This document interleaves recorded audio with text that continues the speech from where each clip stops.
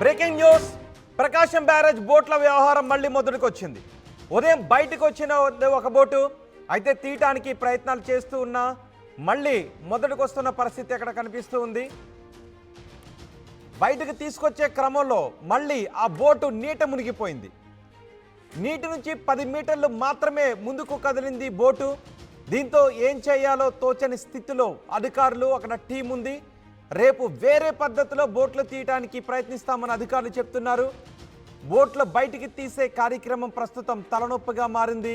Operation మొదలై 4 రోజులు గడిచినా ఒక్క బోటు కూడా బయటికి రాకపోవడంతో అధికారులు తలలు పట్టుకుంటున్నారు. కాకినాడ నుంచి వచ్చిన టీం ఈ బోట్ల వెలికితీత కార్యక్రమాన్ని చేపట్టింది. ఇప్పుడు మనకి ఆ బోట్లు ఆర్టీవీ స్క్రీన్ పైన కనిపిస్తున్నాయి. ప్రకాశం బ్యారేజ్ దగ్గర బోట్లు తీయటానికి చేస్తున్న ప్రయత్నాలు ఫలించడం లేదు.